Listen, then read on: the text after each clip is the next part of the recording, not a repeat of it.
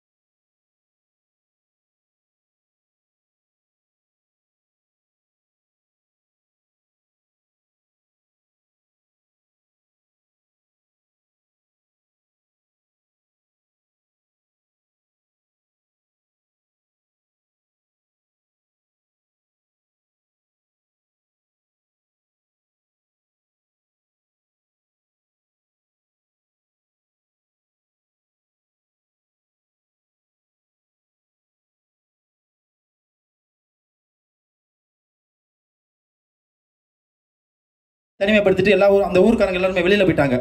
அப்படி இருக்கிற போது அந்த வயசான தாத்தாவுக்கும் பாட்டிக்கும் வீடு கிடையாது. உடஞ்ச வீடு, ஒழுகும். எப்போ வேணாலும் அந்த சோறு இடிஞ்சு விழுந்துரும், எப்போ வேணாலும் சாகலாம். செத்தாலும் கேட்கறதுக்கு நாதி இல்லை. ஏன்னா அந்த ஊருக்காரங்க எவனுமே இல்லையா, எல்லாம் வெளியில் போயிட்டாங்க. அப்படி இருக்கிற ஒரு சூழ்நிலையில் அந்த ஊருக்கு போய் ஒரு வீடியோ போட்டு, இந்த ஊருக்காரங்க எல்லாரும் வெளியில் போயிட்டாங்க, இந்த தாத்தா பாட்டிக்கு வீடு இல்லை, தயவு செய்து ஒரு வீடு வேணும், அதுக்கு எனக்கு காசு கட்டி கொடுக்குறதுக்கு என்கிட்ட காசு இல்லை, உங்ககிட்டையும் கேட்க முடியாது. அப்படி கேட்டோம்னா இன்னைக்கு என்ன சொல்றாங்க, இந்த காசு கேட்க ஆரம்பிச்சிட்டேன், பிச்சை கேட்க ஆரம்பிச்சிட்டேன் அப்படின்னு சொல்றாங்க. அப்ப இந்த வீடியோவை ஷேர் பண்ணுங்க, அரசாங்கத்துடைய கண்ணுக்கு போகும், அரசாங்கம் இதை செஞ்சு கொடுக்கும் அப்படின்னு சொல்லியாச்சு. சொல்லி முடிச்சு 3வது நாள் அந்த கலெக்டர் பதவியேற்று 3வது நாள் நேரடியாக அந்த ஊருக்கு அந்த வீடு கட்டி கொடுக்குறதுக்கான ஆர்டரை கொடுத்துட்டு, அது மட்டும் இல்லாமல் இந்த ஊருக்காரங்க மறுபடியும் இந்த ஊருக்கு வந்தாங்கன்னா நான் அந்த ஊருக்காரங்களுக்கு நான் வீடு கட்டி கொடுக்குறேன் அப்படின்னு ஒரு உத்தரவாதத்தை கொடுத்துட்டு போனார். அவர் தான் ஏற்கனவே சொன்னா நம்ம கலெக்டர் மேகநாத ரெட்டி. அந்த வீடியோ கண்டிப்பாக நம்மள இங்கே யாராவது பார்த்துருப்பீங்க, ஏன்னா மில்லியனில் போச்சு. யாராவது பார்த்தீங்களா? கை தூக்குங்களேன். யாரெல்லாம் பார்த்துருக்கீங்கல்ல? ஸோ அந்த உண்மையான ஒரு கதை, ஒரு படம் அப்படின்னு பார்த்தீங்கன்னா முழுக்க கற்பனையாக எடுத்திருப்பாங்க. உண்மை கதை அப்படின்னா வேற ஏதாவது ஒரு ஹீரோ வச்சு பண்ணியிருப்பாங்க. இது உண்மை கதை. அந்த வீடியோ இருக்கும், ஒரு கிட்டத்தட்ட ஒரு 8-9 நிமிஷம் வீடியோ. அந்த ஒரிஜினல் வீடியோ இந்த படத்தில் ஒரிஜினல் வீடியோ அப்படியே இருக்கு. ஸோ அப்படிப்பட்ட எடுக்கப்பட்ட படம் தான் இந்த ஆண்டவன். இன்னைக்கு நகரங்களில் நம்ம பிழைப்பை தேடி வந்துடுறோம். நம்மளுடைய பேக்ரவுண்ட் என்னன்னு தெரியாது, நம்மளுடைய திறமை யார் என்ன அப்படின்னு இந்த நகரத்தில் இருக்கவங்களுக்கு தெரியாது. ஆனாலும் ஜெயிச்சிடறோம். பெரிய பெரிய மாளிகையும் மாட மாளிகையும் கட்டி வாழ்ந்துடுறோம். நம்ம யாருன்னு தெரியாம, நம்மளுடைய திறமை என்னன்னு தெரியாம இருக்கிற இந்த நகரமே நம்ம வாழ வைக்கிற போது நம்மளுடைய பேக்ரவுண்ட் என்ன, நம்மளுக்குன்னு எவ்வளவு சொத்து சொகம் இருக்கு, ஒரு குடிசை வீடாவது சொந்த வீடா ஊர்ல இருக்கும். அப்படி தெரிஞ்ச ஒரு உங்களுடைய கிராமம் உங்களை கைவிட்டுருமா? கைவிடாதுல. கண்டிப்பான முறையில் மேக்சிமம் எல்லாருமே கிராமத்துல இருந்தா வந்திருப்போம். நகரங்களில் பிறந்திருந்தாலும் நம்மளுடைய பூர்வீகம் அப்படிங்கிறது கிராமத்தில் இருக்கும். தயவு செய்து உங்களுடைய கால தொட்டு நான் கேட்டுக்கிறேன், கிராமங்களை வாழ வைங்க அப்படிங்கிறதுக்காக தான் இந்த படமே எடுத்திருக்கு. நான் நகரத்தில் இருந்தா சொன்னோம்ல, சொல்றதுக்கு ஒரு தகுதி வேணுமா இல்லையா? நகரத்துல இருந்தே லட்சக்கணக்கில் நான் சம்பாரிச்சேன், கிராமத்துக்கு போயிட்டு நான் போய் 4 வருஷம் ஆச்சு. நான் போனதுக்கு அப்புறம் வாழ்ந்ததுக்கு அப்புறம் இந்த படம் எடுத்திருக்கு. படத்துக்காக நான் போல, நான் போய் வீடு கட்டி அங்க வாழ்ந்ததுக்கு அப்புறம் தான் இந்த படமே எடுத்திருக்கு. அப்படிப்பட்ட ஒரு கதாபாத்திரம் நிறைந்த உண்மையான சம்பவங்களுக்கு ஒத்துழைப்பு கொடுத்த அத்தனை நண்பர்களும் இந்த படத்துல நடிச்சிருக்கிறாங்க. எங்களுக்கு உயிரோட்டமா, இந்த உயிரோட்டம் அப்படின்றது ரொம்ப முக்கியமானது. இதை யார் நடிச்சா நல்லா இருக்கும் அப்படின்ட்டு நான் தேடி தேடி பார்க்குற போதுதான் சின்ன வயசுல இருந்தே நம்மெல்லாம் இவர் மேல வெறி, நம்மளுக்கு இப்படி ஒரு நடிப்பா அப்படின்னு சொல்லி பார்த்துக்கிட்டு இவர் தான் வேணும் எங்களுக்கு, இவர் நடிச்சா தான் அந்த படம் முழுமை அடையும், இந்த கேரக்டருக்கு இவர் தான் சரியா இருப்பாரு அப்படிங்கிறதுக்காகவே ஐயா பாக்கியராஜ் சாரை வந்து நடிக்க வச்சோம். அப்படி ஒட்டுமொத்த கிராமத்துடைய முழுக்க கிராமத்தின் கதை, கிராம கதைனா ஏதோ மொக்க கதையை எடுத்திருப்பாங்க அப்படின்ற மாதிரிலாம் இருக்காது. உணர்வு பூர்வமா இருக்கும், உயிர் இருக்கும். படத்துக்கு உயிர் இருக்கும். எங்கேயாவது பார்த்துருக்கீங்களா? இந்த படத்துல உயிர் இருக்கும். ஆனா அந்த ஊர்ல உயிர்கள் இல்லை அப்படிங்கிறத அந்த படம் வந்து சொல்லும்.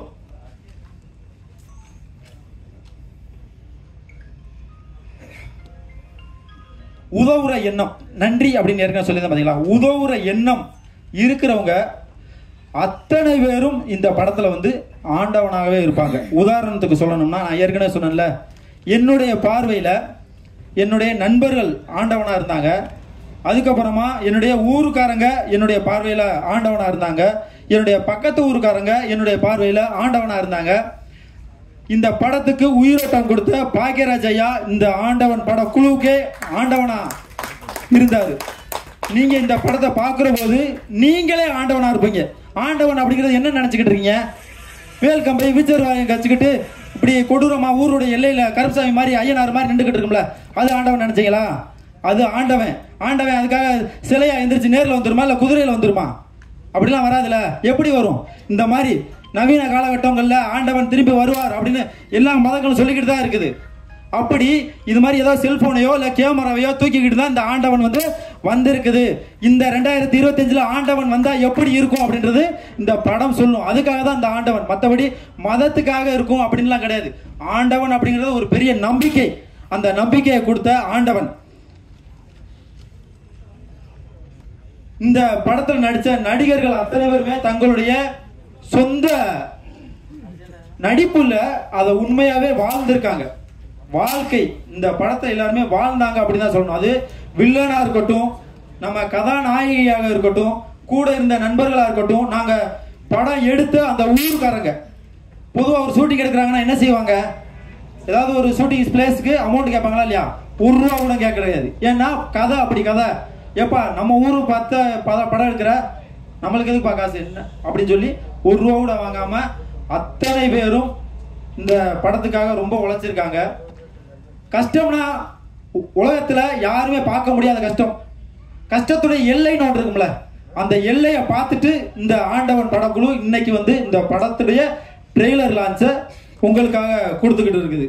ஒரு படமா இதை வந்து பார்க்காம உங்க வீட்டு பிள்ளையா, உங்கள ஒருவனா, ஏன் நீங்களாவே இந்த படத்துல நடிச்சிருக்கோம் அப்படி இல்லைன்னா நம்மளுடைய கதையை எடுத்திருக்கோம் அப்படின்னு நினைச்சு அதை பாருங்க. ஏன்னா இந்த படம் ஒரு முழுக்க கிராமம் வாழணும் அப்படிங்கறதுல எடுக்கப்பட்ட ஒரு படம்.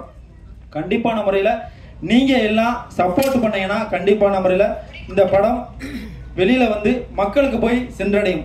இந்த படத்துக்கு எங்களுக்கு விருது வேணும், நாங்க லாபம் சம்பாதிக்கணும் அப்படிங்கிறதுக்காக இல்லை, இதை உணரணும், மக்கள் வாழணும், இந்த கிராமப்புறத்துல எல்லாரும் வந்து வசிக்கணும் அப்படிங்கிறதுக்காக தான் இந்த படமே. ஸோ உங்களுடைய சமூக வலைதளங்கள்ல ஒரே ஒரு தடவை ஒரு போஸ்ட் போடுங்க, வி சப்போர்ட் ஆண்டவன் அப்படின்னு போட்டீங்கன்னா நம்ம வந்து பொதுவாக சொல்லுவாங்க இந்த ஆத்மா சாந்தி அடையும் சொல்லுவாங்கல்ல, அது மாதிரி இந்த ஆண்டவன் படக்குழுவுடைய ஆத்மா வந்து சாந்தி அடையும். வி சப்போர்ட் ஆண்டவன் சொல்றீங்களா ப்ளீஸ்? வி சப்போர்ட் ஆண்டவன், வி சப்போர்ட் ஆண்டவன், வி சப்போர்ட் ஆண்டவன், வி சப்போர்ட் ஆண்டவன், வி சப்போர்ட் ஆண்டவன். அது மாதிரி உங்களுடைய சமூக வலைதளங்கள்ல ஷேர் பண்ணுங்க, முழுக்க முழுக்க யூடியூப்புக்காகவே எடுக்கப்பட்ட படம். யூடியூப், இன்ஸ்டாகிராமு, ஃபேஸ்புக்கு இது மாதிரி சமூக வலைதளங்களில் நிறையா இருப்பீங்க. அது மாதிரி ஷேர் பண்ணுங்கள். நம்மளுக்கு பெரிய அளவில் காசு கொடுத்து பெரிய அளவில் ப்ரொமோஷன் பண்ணி அப்படி பண்ணுறதுக்கு நம்ம சக்தி இல்லை. ஸோ நம்மளால் முடிஞ்ச அளவுக்கு பண்ணியிருக்கிறோம். இந்த படத்தை கொண்டு போய் சேர்க்க வேண்டியது மீடியாக்காரங்களுடைய உங்களுடைய பொறுப்பு, உங்களுடைய கடமை. ஏன்னா உங்களை பற்றி தான் இந்த ஆண்டவன் சொல்லுது. நன்றி, வணக்கம். கலைத்தாயின் தவப்புதல்களுக்கும் மற்றும் அனைத்து நடிகர்களுக்கும் இயக்குநர்களுக்கும் எங்கள் சொந்த ஊர் ஆலடிவட்டி. இந்த ஆலடிவட்டி மண்ணில் எனக்கு நிறைய பேர் சப்போர்ட் பண்ணுறாங்க, பண்ணியிருக்கிறாங்க. அப்படி பண்ணதுனால தான் நான் இந்த இடத்துல நிற்கிறேன். அதே மாதிரி எங்கள் ஊரை சுற்றி இருக்கிற அத்தனை கிராம மக்களுக்கும், என்னுடைய நண்பர்களுக்கும், ஒட்டுமொத்த உறவுகளுக்கும், தமிழக மக்களுக்கும், அரசு அதிகாரிகளுக்கும் தன்னுடைய கடமையை இடைவிடாம எந்த ஒரு காசு வாங்காம செய்யணும் அப்படின்னு நினைக்கிற அத்தனை அரசு அதிகாரிகளுக்கும் இந்த இடத்துல நன்றியை தெரிவிச்சுக்கிறேன். நன்றி, வணக்கம். அன்னைங்களுக்கும் அதே மாதிரி என்னுடைய ஊரை சார்ந்த ராம்நாடு மாவட்டம், சிவகங்கை மாவட்டம், கமுதி மாவட்டம் இதை சேர்ந்த என்னுடைய சித்தப்பா, பெரியப்பா அனைவர்களுக்கும் நன்றியை சொல்லிக்கிறேன். அதே மாதிரி மேடையில் அமர்ந்திருக்க நான் அதிகமாக நான் பேசக்கூடாது, இருந்தாலும் ஒரு 4 வார்த்தை மட்டும் பேசிக்கிறேன். அண்ணன் பாக்கியராஜ் இயக்குனர் அவர்களுக்கும், நடிகர் அவர்களுக்கும், அதே மாதிரி மாஸ்டர் சாக்குவார் தங்க அண்ணன் அவர்களுக்கும், அதே மாதிரி முத்துக்காலை அவர்களுக்கும், அந்த அம்மா உன் பேர் என்னம்மா வைஷ்ணவி அவர்களுக்கும், கீரூனியை நடிச்சிருக்கு, வட்டி ஏற்குது நம்மள்கிட்டே பயங்கரமாக. அது கேட்குறத பார்த்தா அந்த ராம்நாடு மாவட்டத்தில் இப்படித்தே வட்டி கேட்பாங்க அதிகமாக. ஆமாம், அதிகமாக வட்டி கேட்பாங்க மாஸ்டர். காலையில் ஒரு வேப்பங்குச்சி உடிச்சு பல்ல விளக்குறாங்கன்னா வட்டியை வசூல் பண்ணாமல் போகவே மாட்டாங்க. அப்படிப்பட்ட ஏரியா. இந்த அவர் பின்னுக்கு இருந்து உண்மைன்னு சொல்கிறாரு. அதே மாதிரி ஹீரோ பாவம் நல்லா பேசினாப்புல, நல்ல உடன்பார்பாக இருக்கார். அது ரொம்ப பிடிச்சிருக்கு. கண்ணனை பற்றி நான் நிறையா சொல்லணும். இயக்குனர் அந்த கண்ணை எப்படின்னா அப்பப்போ அடிக்கடி என்னுடைய அலுவலகத்துக்கு வருவார், என் இல்லத்துக்கு வருவார். வரும்போது அண்ணே இப்படி ஒரு படம் பண்ணியிருக்கனே, இதில் பாக்கியராஜ் சார் நடிக்கணும் அப்படின்னு. ஏன் போய் கேளு அப்படின்னு சொன்னேன். இல்லைண்ணே நான் இங்கே போகிறதுக்கு பயமாக இருக்குது. ஏன் அவர் துப்பாக்கி வச்சுருக்காரா, சுட்டு போடுவாரா? இந்த படம் இப்படி இருக்குன்னு போய் சொன்னீங்கன்னா அவர் உடனே ஓகே சொல்லிடுவார் அப்படின்னு. இல்லைண்ணே நீங்கள் வாரியலா, நான் வந்தால் உனக்கு இது வேலையான்னு என்னைய கேட்பார். நீ போய் கேட்டீங்கன்னா உடனே அது கதவுகள் துறக்கப்படும் அப்படின்னு சொல்லி சொன்னேன். சொல்லும் போது அப்புறம் ஃபாலோ பண்ணி போய் எப்படியோ பிடிச்சிட்டாரு. பிடிச்சிக்கிடிச்சிட்டு அவங்க சீன்னா எடுத்துட்டு லாஸ்ட் எண்டு என் சீன்னு இங்கே ஒரு இதுக்கிட்ட சென்னையில் திருவேற்காடுக்குள்ளே வச்சு எடுத்தாப்புல. சரியான வெயில். 2வது மண்டையை புழக்குது, என்னன்னு தெரியல. கண்ணன்கிட்டதான் பேசுகிறோமா கேமராட்ட பேசுகிறோமான்னு எனக்கே ஒன்றும் தெரியலை. நடித்து கொடுத்துட்டு வந்துட்டேன். அதே மாதிரி அவர் ஐயா அந்த இவங்க பேசும்போது ஒரு விஷயம் சொன்னாங்க. அந்த ராம்நாடு மாவட்டம் ஃபுல்லாமே வறட்சியான மாவட்டம்னா தண்ணி இருக்காது, வேலிக்கருவு அதிகமாக இருக்கும், சாப்பாடுக்கு ரொம்ப கஷ்டப்படணும். அங்கே உள்ள வீடுகள்லாம் ஹீரோ தம்பி சொன்னாப்புல காணாமல் போய்கிட்டு இருக்கு, உடஞ்சிக்கிட்டு இருக்கு. அங்கே உள்ளவங்க எங்கே இருக்காங்கன்னே தெரியல. இதுக்காக முதலாக புரட்சித் தலைவர் எம்ஜிஆர் ஐயா சிஎம் ஆகும்போது இந்த ராம்நாடு மாவட்டத்தை இருந்து சிவகங்கை மாவட்டத்தை பிரித்து கொண்டு வந்தார். அதுதான் அவருடைய முதல் கையெழுத்து. இது யாருக்குமே தெரியாது. ஏன்னா அப்போ எனக்கு 3 வயசு 4 வயசு இருக்கும். எம்ஜிஆர் ஐயா வராருன்னா நாங்கள் பார்க்குறதுக்கு அந்த காலத்தில் உங்களுக்கு தெரியுமில்லனே, எப்படின்னா மரத்தை அறுத்து ரோட்டில் மரத்தை கீழே விழுத்தாட்டிடுவோம். அது கரண்ட் போனானே என்ன போனானே அதை பற்றி ஒன்றுமே பிரச்சனை இல்லை அப்படின்னு செஞ்சுருவோம். இப்படி செய்கிறதே புரட்சித் தலைவரை பார்க்க முடியும். முதலாக என்னுடைய மண் சிவகங்கை மண்ணில் என்னென்னா அடிக்கல் நாட்டிட்டு போனார். அப்போ நான் போய் கை கொடுத்தேன். 4.5 வயசு கை கொடுக்கும் போது, அதுக்கப்புறம் நான் பிறந்ததே சினிமா கொட்டைக்குள்ளே தான் பிறந்தேன். நினைத்ததை முடிப்பவன். எங்கள் அம்மா வந்து ரொம்ப எம்ஜிஆருடைய ரசிகர். கூப்பிட்டு போய் அங்கே படம் பார்த்துக்கிட்டு இருக்கும் போதே அந்த திரையை பார்த்து என் விழியின் உன் விழியை சந்திச்சால் அப்படின்னு அந்த கத்தி சண்டை கற்றுக் கொடுக்கும் போதே நான் பிறந்தேன். பிறந்த 5000 ரூபா பணம் கொடுத்தாரு. குடியிருந்த கோயிலா தெரியல எனக்கா. ஏன் நான் பிறந்ததே அப்பத்தையும் பிறந்தோம்னு சொல்றேன். எனக்கு என்ன ஆக்சுவலா ஆமா 5000 ரூபா பணம் கொடுத்து விட்டுருந்தாரு. இந்த தேட்டரில் இந்த மாதிரி இப்படி பிறந்திருக்காங்க அப்படின்னு சொல்லி எழுதி அனுப்புவாங்க. எழுதி அனுப்பும் போது கொடுத்து விட்டுருந்தாங்க. கொடுக்கும் போது அதுக்கப்புறம் பார்த்தா ஒரு 8 வயசு 9 வயசுல எங்கள் ஊரில் வந்து கால்ரா அம்மா நிறையா வரும். உங்களுக்கு தெரியுமில்ல, அந்த வெயில் பகுதி அதிகனால. ஏன்னா இதுவும் பொய் சொல்லணும்னு சொல்லிடக்கூடாது. அப்போ பார்த்தா எங்கள் அம்மா வந்து ஒரு சட்டி கஞ்சியை கொடுத்து, அவங்களும் எங்களுக்கு ரொம்ப உறவினர்கள் தான். குறவட்டுச்சனமும் எங்களுக்கு ரொம்ப உறவினர்கள் தான். நாங்கள் ரொம்ப பழகுவோம் டீப்பாக. அவங்ககிட்ட எம்ஜிஆர்னு பச்சையை குத்தி ஏடிஎம்க்கு குடியை போட்டு விட்டுருச்சு எங்கள் அம்மா. ஏன்னா கால்ரா வரக்கூடாது, கட்டுப்பாடாக இருக்கணும், அம்மா போட்டுறக்கூடாது. அது அப்படி என்னுடைய மைண்டுக்குள்ளே போய் தலைவர்னு தலைவர் படத்தை நிறையா பார்த்தேன். அது மாதிரி இன்னைக்கு நடிக்க வந்திருக்கேன். நடித்து ஒரு படமும் பண்ணியிருக்கேன். ஒரு தயாரிப்பாளர் இதுலேயும் வந்துட்டு ரொம்ப சந்தோஷம். அதே மாதிரி கண்ணன் வந்து நல்ல மனிதர், நேர்மையானவர், யார் காசுக்கு ஆசைப்பட மாட்டார். நிறையா அவர் விதையில் விதைச்சிருக்காரு. நிறைய கருதுகளை அறுத்து அவருக்கு வந்து அந்த கதிர் வந்து நல்லபடியாக பெரிய வெள்ளிப்பழமாக மாறணும்னு கடவுள்கிட்ட வேண்டிக்கிறேன். நன்றி, வணக்கம். ஒரு பயணத்தின் மூலியமாக அவரோட பயணிக்க போகிறோம். அடுத்து இந்த படத்துடைய ஹீரோ தம்பி மகேஷ். முதல்ல அவருடைய நண்பர்களுக்கெல்லாம் நான் நன்றி சொல்கிறேன். ஏன்னா நான் அன்றைக்கி ஒரு நாள் தான் போனேன். நைட்டு 12 மணிக்கு எனக்கு ஷூட்டிங் முடிஞ்சு 12:30 மணிக்கு என்னை வந்து அந்த பிரிட்ஜு கீழே வந்து டிஃபன் வாங்கி கொடுத்து என்னை எல்லாருமே ஒரு தம்பி அண்ணன் மாதிரி என்னை வந்து பக்குவமாக ஏற்றி விட்டாங்க. முதல்ல அவருடைய நண்பர்களுக்கு நன்றி. அதுக்கப்புறம் மகேஷுக்கு நன்றி. ஏன்னா இப்போ சொன்னா இல்லையா, எங்கள் வீடு எனக்கு தெரியாமல் என் வீட்டை போய் எடுத்துருக்காரு. எல்லாரும் நினச்சிக்கிட்டு இருக்காங்க முத்துக்கால பெரிய பங்களா கட்டியிருப்பாரு நினச்சிருப்பாங்க. அது பாலடைஞ்ச வீடு. அதை கொண்டு போய் எடுத்து போட்டு எல்லாரும் உன் வீடா இது, நீ இத்தனை வருஷம் சினிமாவில் நடிச்சு இப்படி தான் வாழ்றியான்னு கேட்டாங்க. எனக்கே அசிங்கமாக போச்சு. ஏன்னா அது 250 படம் நடிச்சு இன்னும் நம்ம வீடு பாலடைஞ்ச வீடாக இருக்கேன்னு சொல்லி இந்த வருஷம் தான் அந்த வீடை எடுத்து கட்டியிருக்கேன். இந்த 25 வருஷம் சர்வீஸில் இப்போதான் அந்த வீடே வந்து வீடு மாதிரி இருக்கு. பாலடைஞ்ச பங்களா பாலடைஞ்ச வீடுன்னு காட்டினதுக்கு தம்பி மகேஷுக்கு நன்றி. ஏன்னா ஏதாவது ஒரு துண்டுகோல் இருக்கணும். துண்டுகோல் இருந்தால் தான் அடுத்த ஸ்டெப்புக்கே நம்ம போக முடியும். அதனால் தம்பி மகேஷுக்கு நன்றி.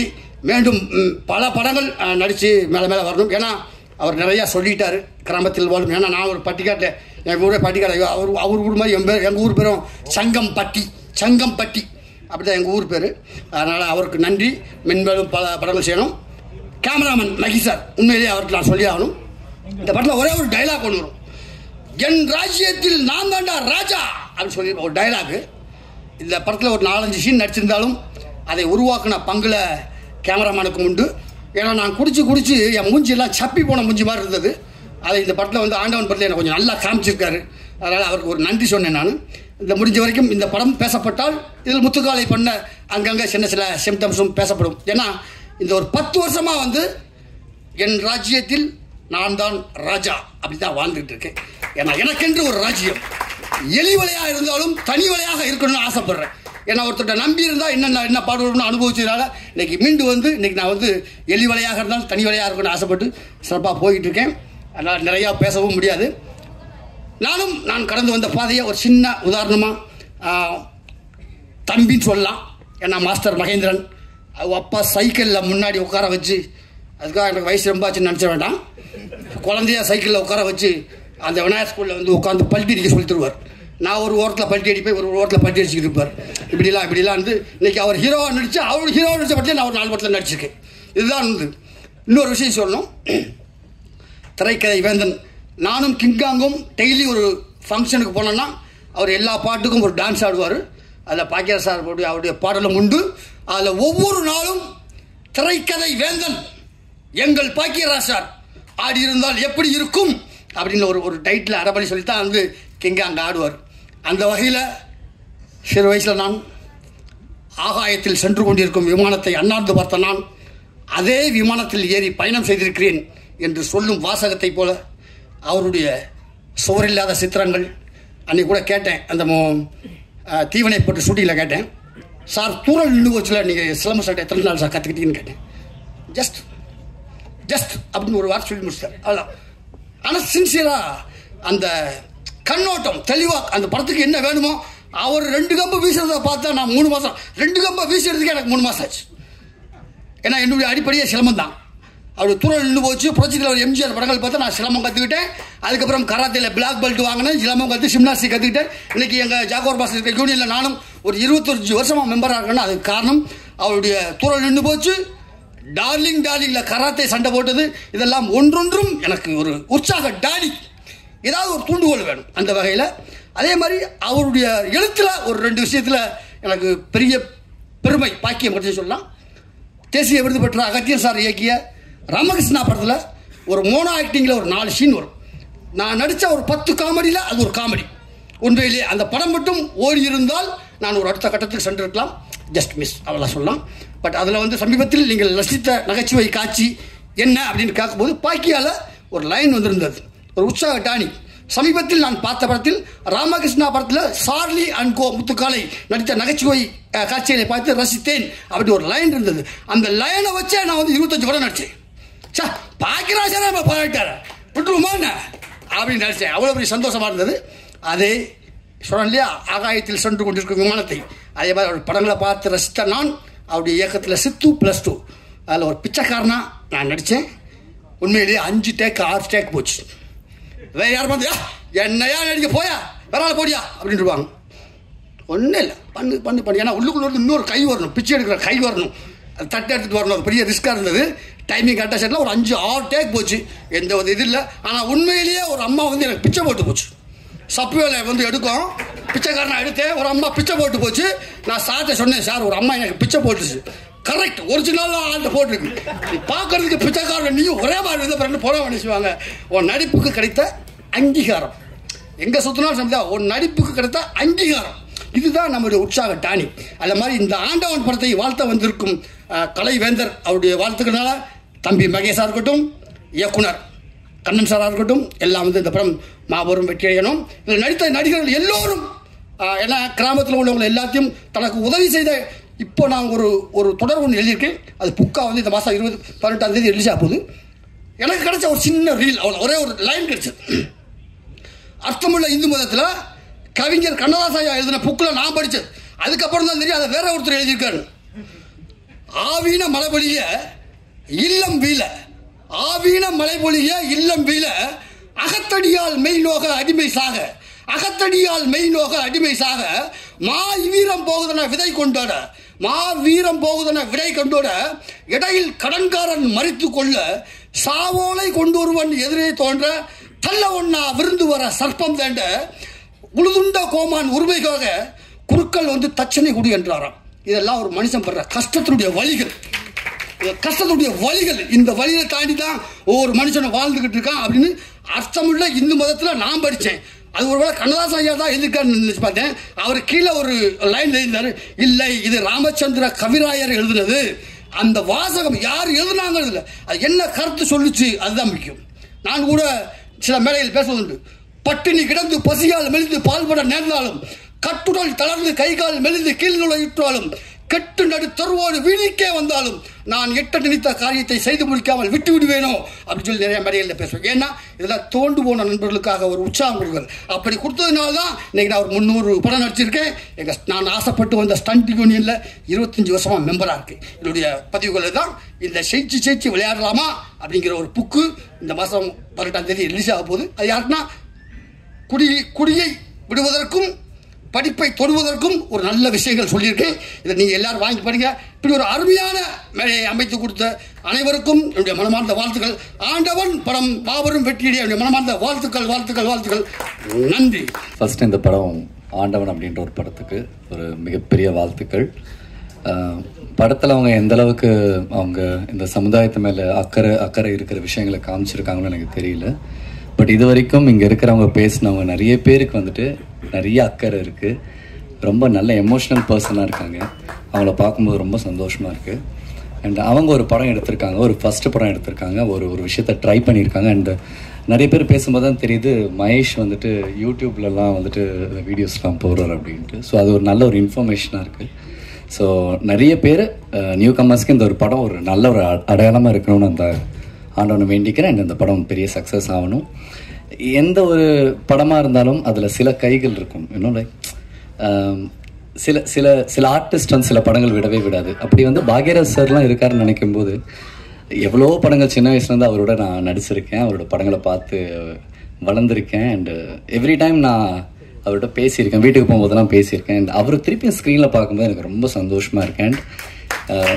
இந்த மாதிரி ஆர்டிஸ்ட் எல்லாருமே வந்துட்டு இந்த மாதிரி யங்ஸ்டர்ஸுக்கு வந்துட்டு ஒரு வாய்ப்பு கொடுத்து, அவங்க டைம் கொடுத்து, அவங்க டேட்டு கொடுத்து, அவங்க எனர்ஜியை கொடுத்து வேலை பார்க்கும்போது தான் அந்த யங்ஸ்டர்ஸ்க்கு ஒரு பெரிய ஒரு ஒரு ஒரு ஒரு பூஸ்டாக இருக்குது. ஸோ அதுக்கே நம்ம வந்து மிகப்பெரிய ஒரு வாழ்த்துக்கள் வந்துட்டு சாருக்கு சொல்லணும். அண்ட் அந்த மாதிரி தான் சாராக இருந்தாலும் சரி, அந்த முத்துக்கான அண்ணாவாக இருந்தாலும் சரி, அந்த கஞ்சா கருப்புனாவாக இருந்தாலும் சரி, எல்லாருமே வந்து ஒரு படம் ட்ரை பண்ணியிருக்காங்க. அண்ட் அந்த படம் நல்ல ஒரு வெற்றி அடையட்டும். அந்த டேரக்டருக்காக தான் நான் வந்தேன். அண்ட் அவர் தான் ரொம்ப ஃபாலோ பண்ணிகிட்டே இருந்தார். ஸோ அவருக்கும் ஒரு பெரிய வாழ்த்துக்கள். அண்ட் ப்ரெஸ் மீடியா, எஸ் உங்களுக்கு தெரியும் ஒரு படத்தை எப்படி போய் சேர்க்கணும் அப்படிங்கிறது. You know well. ஸோ அதை நீங்கள் கரெக்டாக பண்ணிடுவீங்கன்னு தெரியும். Thank you sir. குருநாதர், ஏன்னா அவருக்கு எல்லாரும் பாக்யராஜ் சார் தான் வந்து அவர்கிட்ட நம்ம வெளியே சேர்த்தோம் மூலம் ஏகலை மாதிரி அவர் தான் நமக்கு குருநாதர். அவரோட படங்கள் தான் நமக்கு வந்து ஒரு பெரிய வழிகாட்டி. அதனால் அவரை வணங்கி மேடையில் அமர்ந்திருக்கும் அனைவரையும் வணங்கி ஆண்டவன் இந்த படம் வந்து முதல்ல தம்பி மகேஷ் ஹீரோ அப்படி தாண்டி ஊரில் பார்த்துருக்கேன். நேராக எங்கே பிரச்சனை நடந்தாலும் அது 12 மணியாக இருந்தாலும் சரி, 2 மணியாக இருந்தாலும் சரி, தம்பி 3 மணிக்கெலாம் வீடியோ போட்டுருவாப்புல. முதல் நான் தான் பார்ப்பேன். உண்மையிலேயே ஹீரோ. நான் வந்து சொந்த ஊர் தம்பி அதெல்லாம் தாண்டி மிக சிறந்த அக்கறை உள்ள ஒரு மனிதர். ஏதாவது செய்யணும் எல்லாம் செய்யணும்னு சொல்லிட்டு ரூம்குள்ளே உட்காந்துக்கிட்டே பேசிக்கிட்டு இருப்போம். நிறையா பேரை பார்த்துருக்கேன். சினிமாவில் வந்து 25 வருஷம் ஆச்சு. ரூமில் உட்காந்துக்கிட்டு அதை பண்ணணும் இதை பண்ணணும்னு பேசிட்டு காலையில் எழுந்திரிச்சோடனே டீ கடைக்கு போனோன்னே வேற ஒன்று பேசிட்டு போயிடுவோம். ஆனால் கண்ணுக்கு நேர தம்பி மகேஷை நான் பார்த்துருக்கேன். போராளி. அவர் வந்து சினிமாவில் வந்து முதல் முறையாக ஹீரோ அறிமுகமாகறாரு. அவருக்கு வாழ்த்துக்கள். அடுத்ததாக இயக்குனர். அவர் வந்து ஒரு தடவை தான் பார்த்துருக்கோம். ஆனால் அவரோட ரொம்ப நல்ல மனிதர். அவர் இந்த படத்தில் வெற்றி அடையணும். அதை தாண்டி இந்த ஊர் இந்த படத்தை பற்றி நான் பேசுறதுக்கு எனக்கு உரிமை இருக்குது. ஏன்னா சேது பூமி அந்த ஊரில் பிறந்தவனுங்கிற அக்கறையில் எல்லாரும் சொல்கிறாங்கல்ல, எல்லோரும் கிராமத்தை விட்டு போகிறோன்னு. அப்படி கிராமத்தை விட்டு வந்ததில் நானும் ஒருத்தன். இன்னைக்கு என் வீடு வந்து அப்படி இடிஞ்சு அதை ஒவ்வொரு டைம் பார்க்கும்போது ரொம்ப ஃபீலாக இருக்கும். ஆனால் வேறு வழி இல்லை, வந்து தானே ஆகணும். வாழ்க்கை நம்மளை விரட்டும் போது எவ்வளோதான் வழிகள் இருந்தாலும் அந்த ஊரை விட்டு நம்ம வந்து தான் ஆகணும். அங்கே தான் வந்து நம்ம முன்னோர்கள், அதாவது குலதெய்வம்னு சொன்னாங்க. அதை தாண்டி தாத்தாவுக்கு தாத்தா எல்லாத்தையும் அடக்கம் செஞ்ச அந்த சுடுகாடுன்னு சொல்லுவோம்ல, அதாவது நம்ம ஊரில் சுடுகாடுமோ அது வந்து அவங்க இன்னும் அங்கே இருக்காங்க. அவங்க ஆத்மா நம்மளை வந்து வாழ்த்திக்கிட்டு இருக்கோம். அந்த இடத்தை விட்டு வந்து வாழ்கிற ஒரு வாழ்க்கை இருக்குது தெரியுமா, அது ரொம்ப கொடுமையானது. அப்படி கிராமங்களை விட்டு வாழும்போது இப்படிலாம் பேசும்போது ரொம்ப ஃபீலான ஒரு விஷயம். அதை படமாக்க நினைக்கிறது அதுக்கு பாராட்டணும். ஏன்னா சினிமா எடுக்க வரும்போதே பயமுறுத்துவாங்க. எப்படின்னா, என்ன நீங்கள் ப்ரொடியூசர் வரும்போதே நம்ம ஒரு ப்ரொடியூசரை கூப்பிட்டு வந்தோன்னா என்ன லைவ் அதுன்னு சொல்லிட்டு இவங்க பேர் வாங்குறதுக்கு நீங்கள் பணம் போடணுமா, 2 பாட்டு வேணும், சாங்கு வேணும், கிளாமராக ஏதாவது பண்ணுங்க, அப்போ தான் சினிமாவில் ஜெயிக்கலாம், போட்ட காசை எடுக்கலாம் அப்படின்னு நம்ம கூட்டி வர ப்ரொடியூசரை விரட்டி விட்டுருவாங்க. அப்படி இருக்கிற இந்த சினிமாவில் உண்மையிலேயே ஒரு வழியை சுமந்துக்கிட்டு என்ன ஆனாலும் பரவாயில்ல, இந்த காசு வருது வராமல் போகுது அப்படின்னு ஒரு மனுஷன் நினைச்சு சினிமா பண்ணுறது இருக்குல்ல, அதுக்கு மிகப்பெரிய தைரியம் வேணும். அது 100 கோடிக்கு படம் எடுத்தாலும் சரி, 100 ரூபாய்க்கு படம் எடுத்தாலும் சரி, பணம் தான். அந்த பணத்தை ஒரு நல்ல விஷயத்துக்காக பயன்படுத்த நினைச்ச இந்த ஆண்டவன் டீமுக்கு மொத்த பேர் அனைவருக்கும் தனித்தனியாக பேர் சொல்ல முடியாது. இதில் பணிபுரிந்த அனைவருக்கும் இந்த நேரத்தில் நன்றியை தெரிவித்துக் கொள்கிறேன். சேது பூமி அது வந்து பெரிய மகான்கள் பிறந்த பூமி. நிறையா சொல்லிக்கிட்டே போகலாம். இன்னைக்கு அந்த ஊர் வந்து எல்லாம் சொன்னாங்க பேசும்போது, அங்கே வந்து வறுமை, கருவேல மரம், அதெல்லாம் 60க்கு பின்னாடி நீங்கள் பார்த்தது. அதுக்கு முன்னாடி அந்த ராமநாதபுரம் சேது பூமி மிகப்பெரிய குண்டாருன்னு ஒரு ஆறு ஓடின பூமி. இருமுறை விவசாயம் நடக்கும். அங்கு வந்து விவசாயம் பயங்கரமாக நடக்கும். ஏன்னா அதுதான் அந்த அந்த பூமியோட தன்மை. இடைப்பட்ட காலத்தில் அது அரசியலா இல்லை வேறு எதுவும் சரியானு தெரியாது. 60க்கு பின்னாடி தான் அங்கு வந்து கருவேல மரம் வந்தது. மக்கள் வறுமையானாங்க. அந்த கிராம மக்களை அங்கிருந்து இடம்பெயர்ந்து பொழப்புக்காக, நீங்கள் தமிழ்நாட்டில் எங்கே எந்த டவுனுக்கு போனாலும் அங்கே ஒரு ராம்நாட்டுக்காரர் இருப்பான். அவர் ராம்நாட்டு குடும்பம் இருக்கும். ஏன்னா ஊரை விட்டு வந்துட்டு அவர் வழி இல்லை, வாழ வழி இல்லை, என்ன செய்ய முடியும்? அது வந்து உருவாக்கப்பட்டது. அது ஒரு முன்னாடி ஒரு பெரிய அரசியல் இருக்கு. அதுக்கான மேடை இது அல்ல. ஆனால் இனிவரும் காலங்களில் ராமநாதபுரத்தை அனைவரும் பசுமையான மாவட்டமாக மாற்ற முடியும். நீங்களாவது வந்து ஏதாவது சொல்லி மாற்றுங்க. மறுபடியும் உங்கள் கிராமத்துக்கு இந்த படம் மூலம் நீங்கள் போனீங்கன்னா ரொம்ப சந்தோஷமா இருக்கும். மீண்டும் ஒரு முறை அனைவருக்கும் நன்றி கூறி, ஏன்னா நிறைய பேச வேண்டியது இருக்காங்க, அவங்க பேசட்டும் என்று சொல்லி விடைபெறுகிறேன். நன்றி, வணக்கம். தமிழ் கொஞ்சம் புரியலன்னா அட்ஜஸ்ட் பண்ணிக்கோங்க. தமிழ் புரியலன்னா கொஞ்சம் அட்ஜஸ்ட் பண்ணிக்கோங்க. ஃபர்ஸ்ட் ஆஃப் ஆல் நான் தேங்க்ஸ் சொல்லணும் டைரக்டர் சாருக்கு. இந்த படம் ஃபஸ்ட்டு சொல்லும் போது வில்லேஜ் கான்செப்டுமா அப்படின்னு சொல்லும்போது நான் கொஞ்சம் ஃபேராக இருக்கேன், உங்களுக்கு ஓகேவா அப்படின்னு சொன்னேன். நான் கேட்கும்போது அதெல்லாம் பிரச்சனை இல்லைம்மா, வில்லேஜில் இருக்கிறவங்க கருப்பாக தான் இருப்பாங்க, வெள்ளையாக தான் இருப்பாங்க, அப்படியானால எல்லாம் கதை அந்த மாதிரி நீங்கள் பண்ணுங்க அப்படின்னு சொல்லி என்னை நம்பி இந்த கதை கொடுத்தாங்க. நான் நல்லா பண்ணியிருக்கேன். அதுக்கப்புறம் Bhagyaraj sir, thank you so much sir. ஒரு சில பேரெல்லாம் வந்து லோ பட்ஜெட் படம்னாலே பண்ணுறதுக்கு நிறைய பேர் யோசிக்கிறாங்க. ஆனால் பட் இது சின்ன படமாக இருந்தாலும் எங்களுக்காக சப்போர்ட் பண்ணி இந்த படத்தில் பண்ணியிருக்காங்க. கஞ்சா கருப்பு சார், முத்துக்காளை சார், ஸோ இவங்கெல்லாம் பண்ணியிருக்காங்க. அவங்க எல்லாருக்குமே ரொம்ப தேங்க்யூ சார். ஏன்னா வந்து ஒரு சில பேர் வந்து பண்ணுறதுக்கே நிறைய பேர் யோசிக்கிறாங்க. வில்லேஜ் கான்செப்ட், லொக்கேஷன் ரொம்ப தூரமாக இருக்கும், போய் பண்ணணுமா, கரெக்டாக இருக்குமா, படம் ரிலீஸ் பண்ணுவாங்களா அப்படின்னு சொல்லி நிறைய பேர் யோசிக்கிறாங்க. ஆனால் பட் சின்ன படம் அப்படின்னு பார்க்கறத தாண்டி அந்த படத்தில் என்ன கதை இருக்குது அப்படின்னு யாருமே பார்க்க மாட்டேங்கிறாங்க. போஸ்டரையும் பேனரையும் பார்க்குறாங்க. ஹீரோ ஃபேஸ் நல்லா இருக்கா, ஹீரோயின் ஃபேஸ் நல்லா இருக்கான்னு தான் பார்க்குறாங்களோ தவிர்த்து அந்த கதைக்குள்ளே போய் அந்த கதை நல்லா இருக்கா, நல்லா எடுத்திருக்காங்களா, சூப்பராக இருக்கா அப்படின்னு யாருமே பார்க்க மாட்டேங்கிறாங்க. தயவுசெய்து ப்ளீஸ் இந்த படத்தை தேட்டரில் போய் பாருங்கள். மீடியா அண்ட் ப்ரெஸ் நீங்கள் தான் எடுத்துகிட்டு போய் தரணும். ஏன்னா இது ஃபஸ்ட்டு படம், ஸோ டேரக்டருக்கு ஃபஸ்ட்டு படம், ஸோ எல்லாருமே நாங்கள் டீமாக இருந்து ஒர்க் பண்ணியிருக்கோம். நீங்கள் சப்போர்ட் பண்ணாதான் எங்களால் ஜெயிச்சு வர முடியும். தேங்க்யூ ஸோ மச் எல்லாருக்குமே. தேங்க்யூ. இந்த படம் வந்து படம் பார்க்குற மாதிரி இருக்காது, நம்ம அந்த இடத்துல இருக்கிற மாதிரி தான் இருக்கும். கண்ணன் சார் வந்துட்டு எங்கிட்ட வந்து மீட் பண்ணி சொன்னாங்க, சார் நம்ம ஒரு பின்னணி இசை அமைக்கணும், பாடலாம் பண்ணிட்டோம்னாரு. சரிங்க சார். சாரும் நானும் ஒரு 5-6 வருஷமாக பழக்கம் எனக்கும் சாருக்கும். அடிக்கடி என்ன ஸ்டுடியோக்கு வருவாங்க, நிறைய பேசுவோம். இந்த படம் பற்றி சொன்னாங்க. சரிங்க சார், ஒன்றும் பிரச்சனை இல்லை, நம்ம பண்ணிடலாம் அப்படின்னு சொல்லிட்டு. அதுக்கப்புறம் என்கிட்ட ஃபுட்டேஜ் வந்துடுச்சு. நீங்கள் முதல்ல படம் பார்த்துருங்க சார். நாங்கள் சரி பார்த்து, சார் இது வந்து படம் மாதிரி இல்லை சார், நம்ம ஒரு பெரிய வழியை சொல்லியிருக்கீங்க, நீங்கள் என்ன படம் பண்ணிட்டேன் சும்மா பாருங்கன்னு சொல்கிறீங்க அப்படின்னு. என்ன சார் சொல்கிறீங்கன்னாரு. இல்லை சார், அதுவும் பெரிய ஜாமான்லாம் சரியான ஒரு ரோல் நடிச்சிருக்காங்க, எனக்கு ஆல்ரெடி இந்த இன்ஃபர்மேஷன் தெரியும், நான் அந்த விஷயம் நான் கேள்விப்பட்டிருக்கேன், பட் அதுக்கு தான் நான் இப்போ படம் பண்ண போனால் ரொம்ப சந்தோஷமாக இருக்குது சார் அப்படின்னு. சரிங்க நீங்கள் ஸ்டார்ட் பண்ணுங்க அப்படின்னாங்க. படம் வந்து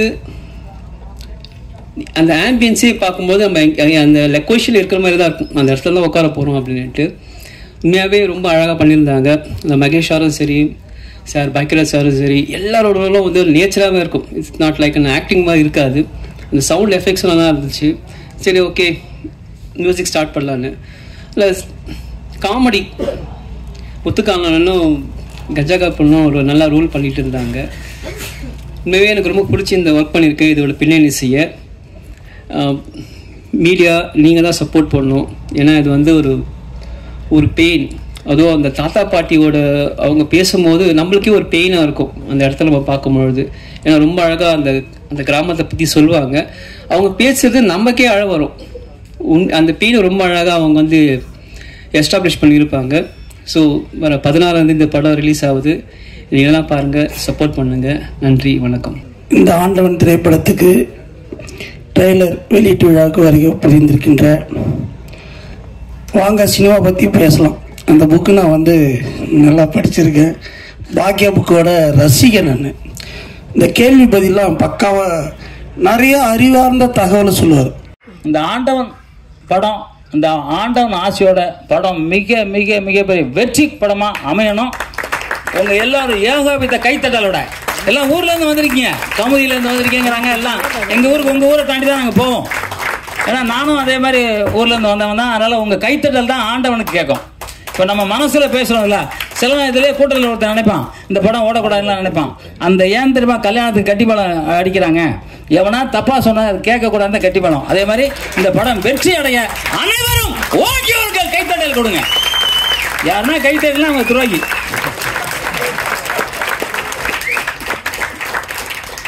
அதுக்கப்புறம் ஏற்கனவே சொன்னேன், இந்தியாவில் உள்ளவங்களை வந்து ரொம்ப கம்மி பண்ணிட்டீங்களோ. இவர் நம்ம சார் உங்கள் பேர் என்னங்க? நேதாஜி ரொம்ப அற்புதமாக பேசியிருந்தார். அவருக்கு வாழ்த்துக்கள் சொல்லணும்னா தூண்டி விட்டார் என்ன. நான் வந்து தமிழ் மேலே இந்தியன் ஆக்கி விட்டார். இல்லை போன வாட்டி நான் இந்தியன் ஆகிட்டேன். ஏன்னா நம்ம நாட்டை எவன் தொட்டாலும் சரி அவனை செருப்பால் மட்டும் இல்லை, அருவால் மட்டும் இல்லை, துப்பாக்கியில் மட்டும் இல்லை, அணுகுண்டு கூட போடலாம். நம்ம நாடு வந்து அமைதியான பூங்கா நாடு. நம்ம இந்தியா வந்து யாருமே நமக்கு எதிரி இல்லை, வந்தாரை வாழ வைக்கும் நாடு இந்தியா. இன்னைக்கு பாகிஸ்தான்ல வந்து இங்கே வாழ்ந்துட்டு இருக்காங்க, இங்கே குன்றத்தூரில் வாழ்ந்துட்டு இருக்காங்க கிட்டத்தட்ட நூற்றுக்கணக்கான பேர் குன்றத்தூரில். ஏன்னா நம்ம அதெல்லாம் விட்டுறோம். ஏன்னா நம்ம அதிகாரிங்க இருக்காங்கல்ல, இது வந்தால் போதும் எப்படியா போங்கடா வாங்கிட்டு அவனை ரேஷன் கார்டு, ஓட்டர் ஐடி எல்லாம் கொடுத்து விட்றாங்க. இப்போ அங்கே அவன் வந்து ஜாலியாக இருக்கான். இதே பாகிஸ்தானில் நம்ம இருக்க முடியுமா? பாகிஸ்தானில் ஒரு குங்குமம் வச்சு தான் வெட்டுவான், நம்ம வெட்ட மாட்டோம். நம்ம இங்கெல்லாம் முஸ்லீம்லாம் நம்ம சகோதரர்கள், அவங்க வேற யாருமே கிடையாது. நம்மளோட உயிரில் அவங்களும் ஒரு உயிர். இப்போ நான் வந்து இப்போ ஒரு ரம்ஜான் வந்துச்சுல்ல, எல்லா முஸ்லீம் வீட்டிலேருந்து எனக்கு சாப்பாடு வந்துச்சு. அதெல்லாம் யார் கொடுப்பா? அதனால் அவங்க நம்மெல்லாம் அண்ணன் தம்பிங்க, இங்கே பாகுபாடு இருக்கக்கூடாது. ஆனால் இளைய தளபதி விஜய் அவர்கள் மட்டும் இந்த தாக்குதலை கண்டித்து போட்டிருக்காரு. அவருக்கு ஒரு கைத்தட்டு தரலாங்க. ஆனால் மற்ற நடிகர்கள் யாரும் தமிழன் காசு சாப்பிடல, இந்தியன் காசு சாப்பிடல, பாகிஸ்தான் காசு சாப்பிட்டுக்கிட்டு இருக்காங்கன்னு நினைக்கிறேன். ஏன்னா அவங்க யாரும் எதிர்ப்பு ஒரு குரல் கொடுக்கல. அந்த குரல் கொடுக்காத வரைக்கும் அவங்க எவ்வளோ பெரிய நடிகராக இருந்தாலும் சரி அவங்க படம் பார்க்கறத நம்மளும் அவாய்ட் பண்ணோம். என்னை பொறுத்த வரைக்கும் நான் பார்க்க மாட்டேன். ஏன்னா நம்ம நாடு தான் முக்கியம். யாரோ ஒருத்தருக்கு வந்து நம்ம நாட்டில் வந்து பேசாமல் இருக்கக்கூடாது. இன்றைக்கி வந்து இந்திய நாட்டில் எல்லாருமே வந்து எதிர்ப்பு கொடுத்துருக்காங்க. ஆந்திரா பிரதேசத்தில் கொடுத்துருக்காங்க, கேரளாவில் கொடுத்துருக்காங்க. தமிழ்நாட்டில் ஏன் எதுக்காக கொடுக்கல? அதை கொடுக்கணும்னு இந்த உங்கள் எல்லாரும் கொடுக்கணும்னு நினைக்கிறீங்களா? எல்லாம் கொடுக்கணும்னு நினைக்கிறீங்களா? நம்ம இந்தியாவுக்கு ஆதரவு பண்ணணும்னு நினைக்கிறீங்களா? அப்போ ஜெய்ஹிந்த், ஜெய்ஹிந்த், மோடி ஐயா வாழ்க வளர்க. அவருக்கு கருத்தை நான் வந்து இது வரைக்கும் நான் சொல்லவே இல்லை. இப்போ எனக்கு என்ன தோணுதுன்னா, அவரு நமக்கு தேவைங்கிறத மாதிரி ஆகி போச்சு. இல்லைன்னா எவனோ வந்து குண்டு போட்டு போயிடுவான். நம்ம இதற்கு சென்னைக்கு பக்கத்தில் தான் இருக்குது பாகிஸ்தான் அப்படின்னு சொல்கிறாங்க, குண்டு ஏதோ வச்சுருக்காங்கிறாங்க. செத்தா கூட பரவாயில்ல, என் நாடு இந்திய நாடு, அந்த இந்திய நாட்டுக்காக நம்ம போராட்டத்துக்கு தயாராக இருக்கோம்.